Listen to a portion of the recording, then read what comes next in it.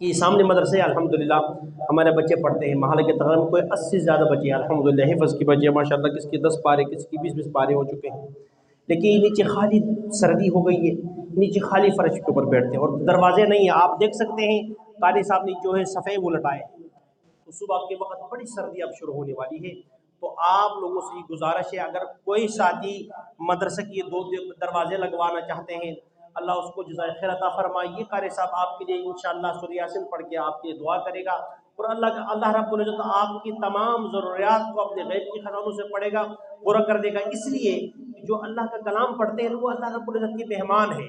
جو اللہ کے مہمانوں کا قدر کرتے ہیں رب العالمین ان کی غیب سے مدد کرتا ہے۔ اس لیے آپ لوگ گزارش ہے کہ آپ خود بھی تعاون کریں، اور جو اگر آپ نہیں کر سکتے، چلو غریب نہیں ہو سکتا، تو ایسے بندوں سے بات کریں جن کو اللہ نے طاقت دیا ہے کہ یار ہمارے محلہ ہے، غریب علاقہ ہے، وہاں بچے پڑھتے ہیں، ان کے نیچے جناب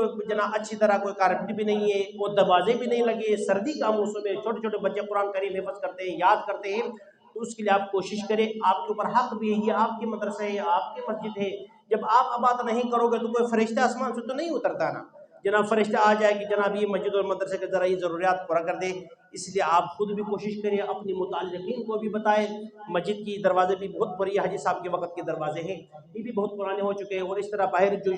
پتہ نہیں کیا وہ لگتے ہیں وہ بھی لگنے ہیں، تو اس میں سارے ساتھی مل جل کر کوشش کریں۔ اللہ آپ سب کو جزائے خیر عطا فرمائے، سب کے عمر میں مال میں برکت عطا فرمائے۔ وآخر دعوانا الحمدللہ رب العالمین۔